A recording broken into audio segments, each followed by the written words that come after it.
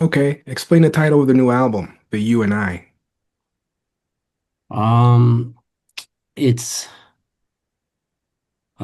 still like a reflection of each other, people connecting the you and I, the I and you, and us being as one, we're us all relating. So I think it's something that's said in multiple cultures, in different languages, and so that's pretty much the idea of the title. Like the idea is like it's bigger than just the two of us. It's really about the universal truths that we see reflected across cultures throughout the history of mankind. But I think for us, when we are speaking to each other and also to our audiences, it's just that constant reminder that we're all a reflection of each other. The good, the bad, the great, the ugly, all of it, you know. And to your point, like I think that when we look around the world, ultimately that's what we see. Okay. Now, who came up with the sci-fi theme of the album? That got something that got built in. Originally it was just the music, and Mm. then we started to build the some interludes, and our my brother Wicked, he's mixing and mastering the album. He happened to be during the mix, his partner was listening to an audio book that was sci-fi, and he was coming out of the mix room and he heard it and he was like, yo, he was like, so he hit us up automatically and was like, hey, your interludes are dope, but I, I just heard more. It just like mixed for him, and then took Yeah, it further. and I think, but to clarify, like, let's back that up a little bit because, like, we had initially included interludes, and the interludes were initially inspired, by the interludes on the Midnight Marauders album from Mhm. Tribe, right? Mhm. Where you've got the Say I voice. So we had kind of done a pickup off that, but the album in our minds was always this idea of a transmission coming through that Mhm. you're receiving.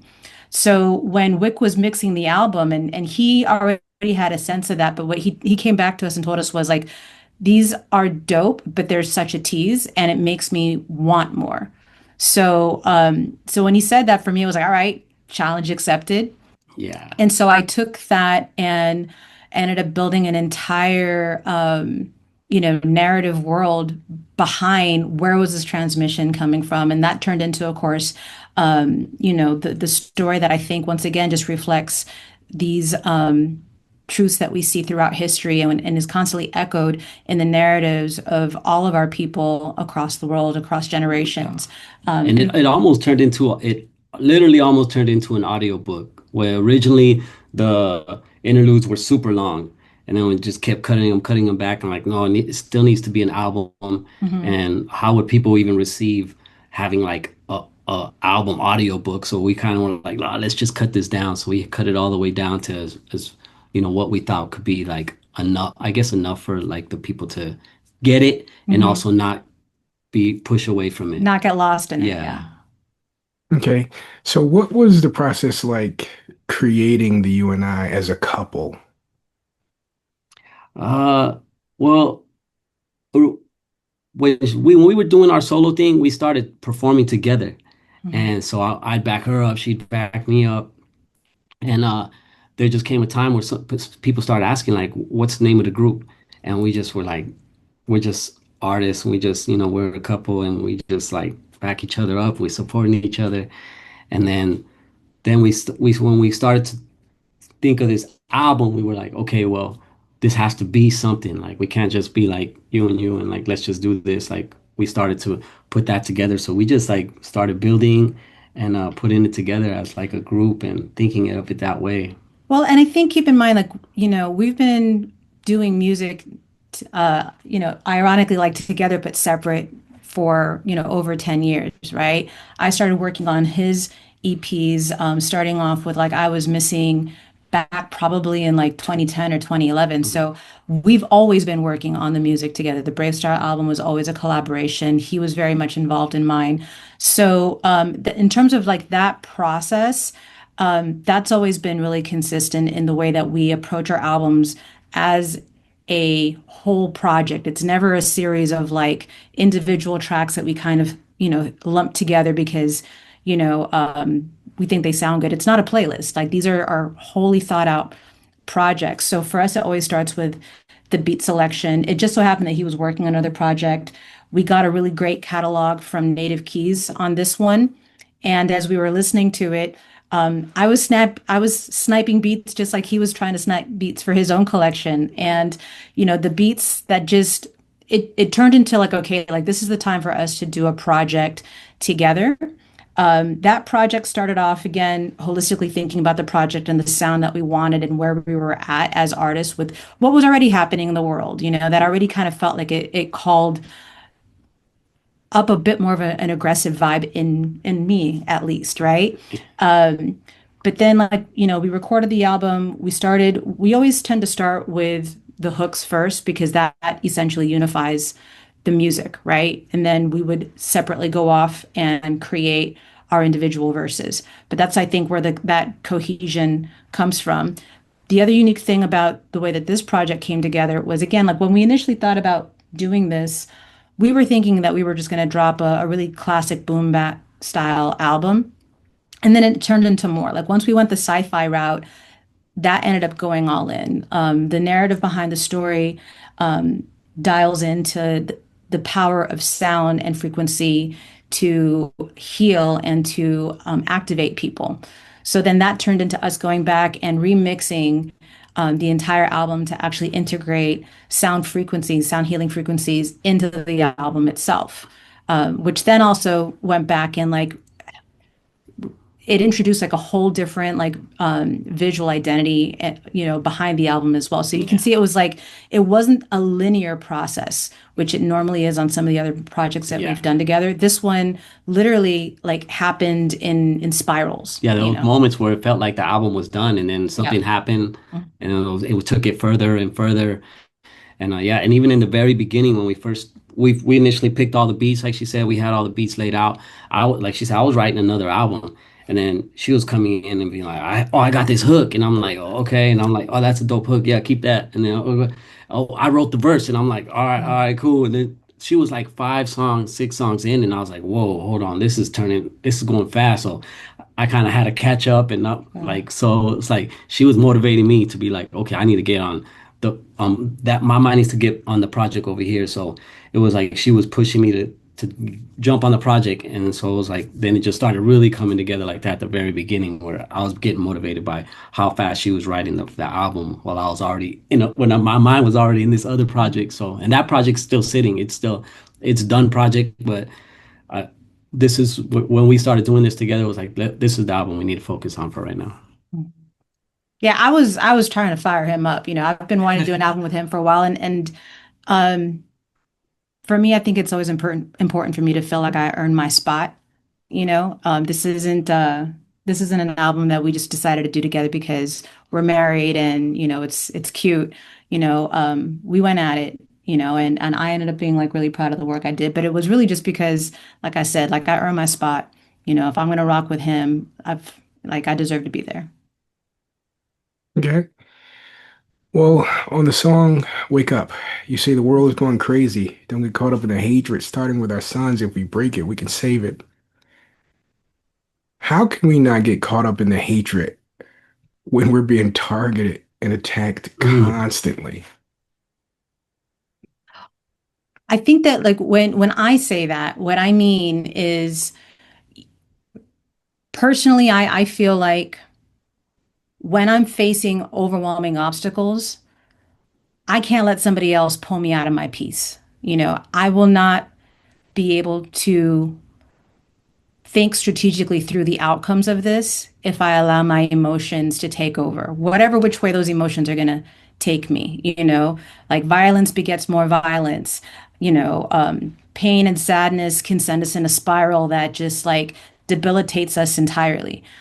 So I'm someone who's grown up in a lot of emergency situations in life, and that is something that I learned early on is that when things hit the fan, I have to ground myself first and foremost, and be really intentional about how I'm going to move through the situation for myself as well as for others. So I see myself as someone who is always going to anchor the room, like tone it down, tone down the chaos so that we can think clearly and really evaluate what is happening, why it's happening, and to make sure that like our next action is one that's going to move us in the direction that we want to move in.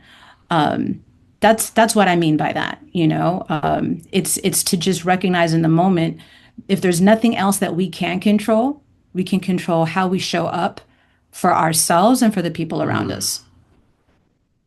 Okay.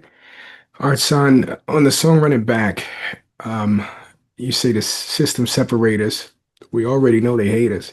If we hold it down as one, they can never really fade us.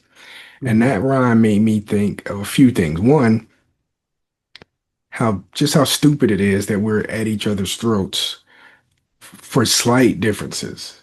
mhm, And two, it made me think of the KRS-One rhyme where he said, if black and white didn't argue the most, they could clearly see the government screwing them both.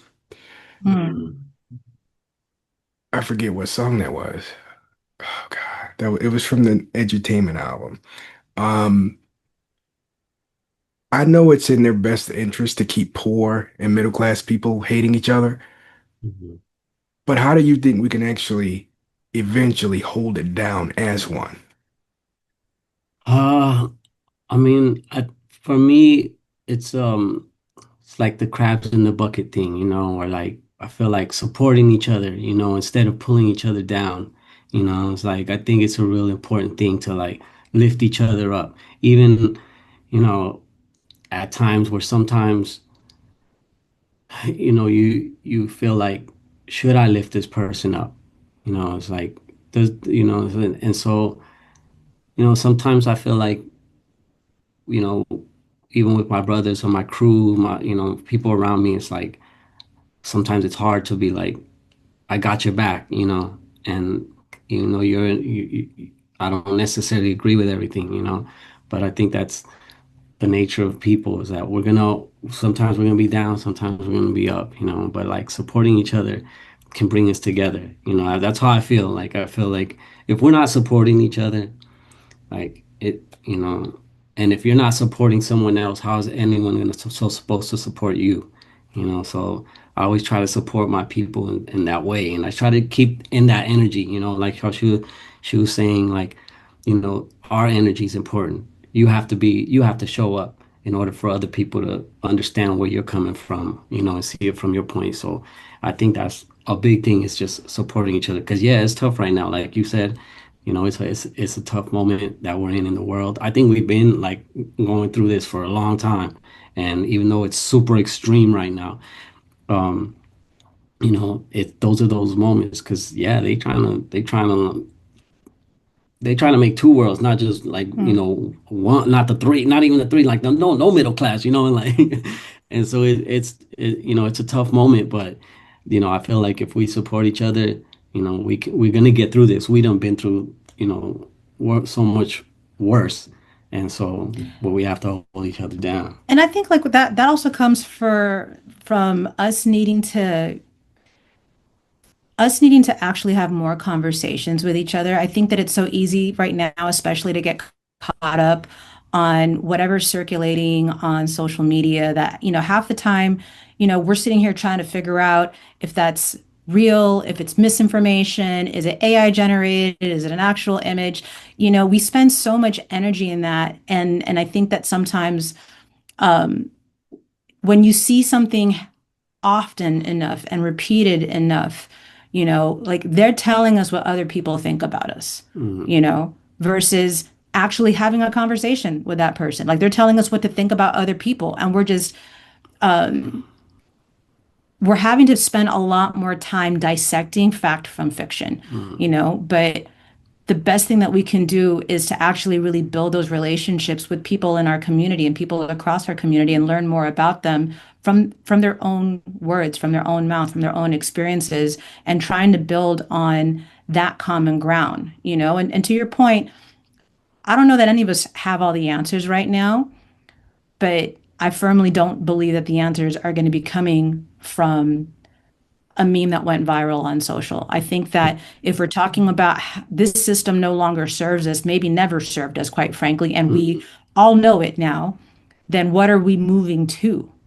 Who's responsible for that? All of us are. Yeah. So how do we create that together? You know, it's not going to happen on social media. It's going to have to come back to grassroots organization, people coming together and putting aside whatever the headline is, and really building at a community level what's going to work for us in this next era. Like they're not going to build it for us. We have to build this together, Yeah. and it's going to have to happen with people actually coming together.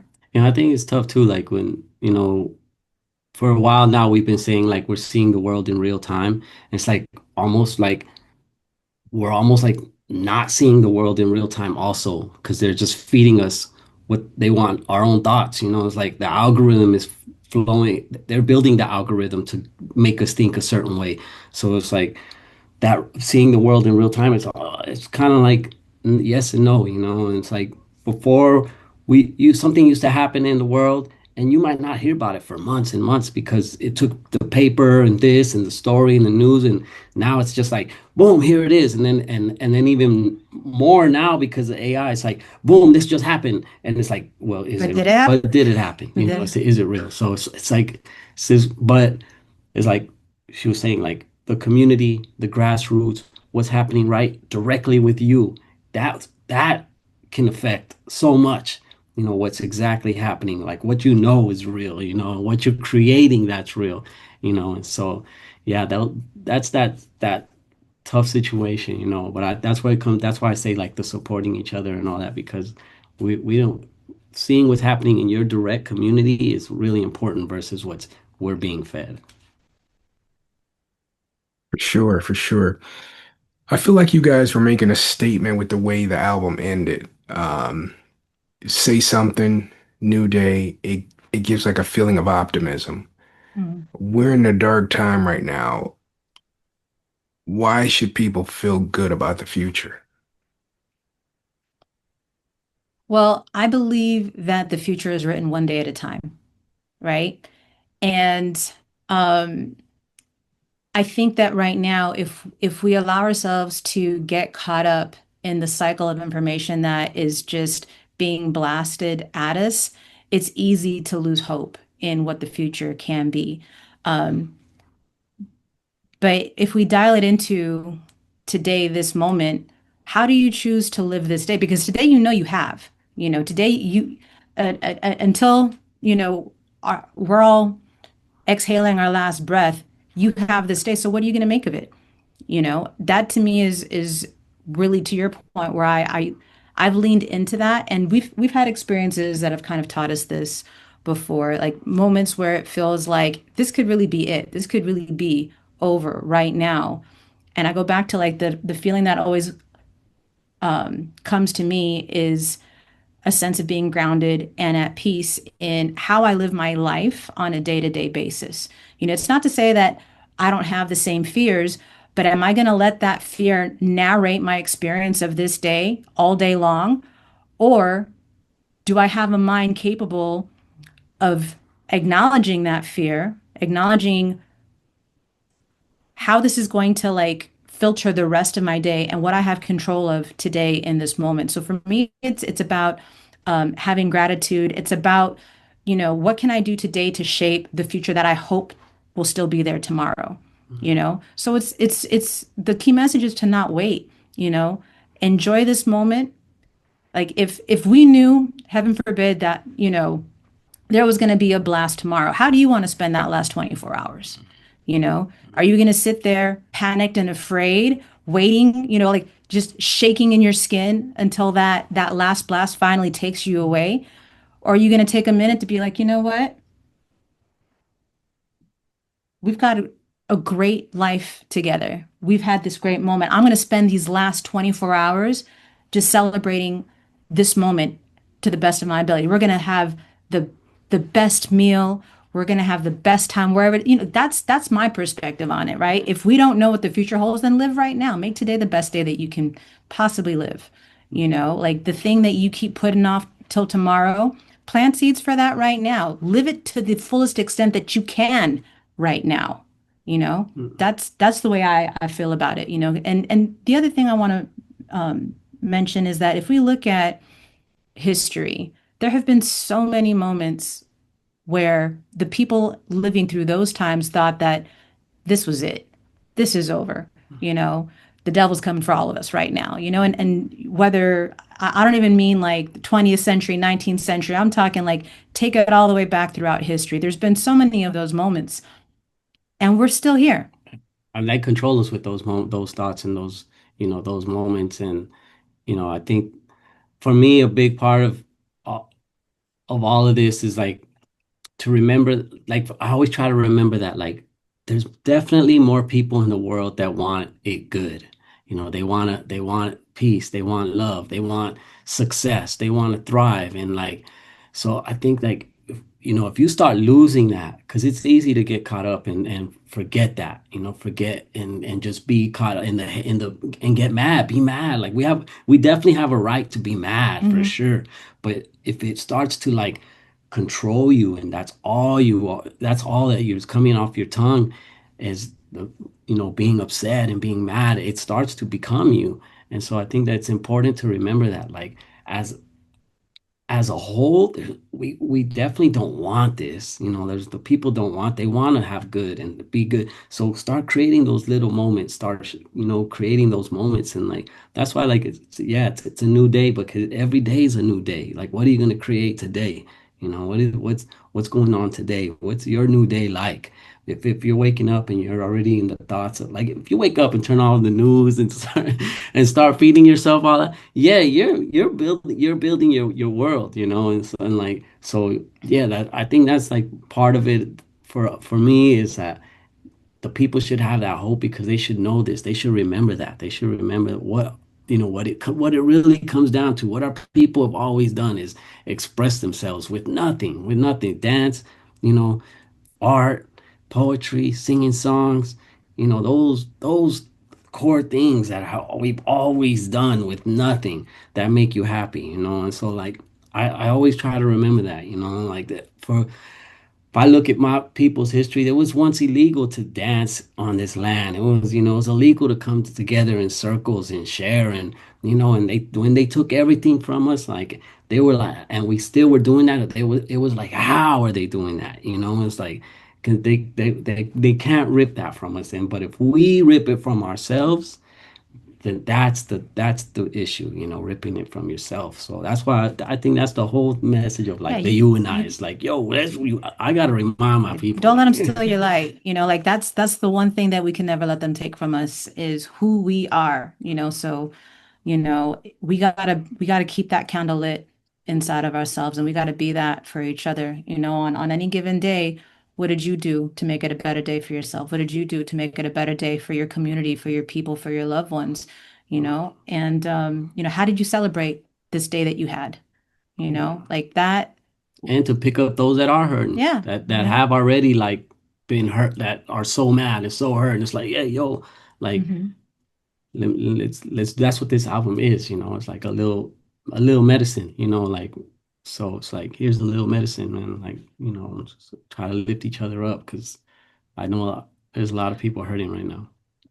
I feel like the album definitely takes you through the range of emotions that we're all like living through. I think we're all living in a world that feels like everyone is, you know, trying to do the most, and trying to achieve so many great things. And yet, like, we live in a world that feels like it's just crumbling apart, and we can't, to your point, we can't pretend that that's not happening, you know, but um, the true test in life is the mental test, the emotional test that puts you through, and what you're going to make of your life, whatever your conditions in life are, whatever it is that you're facing.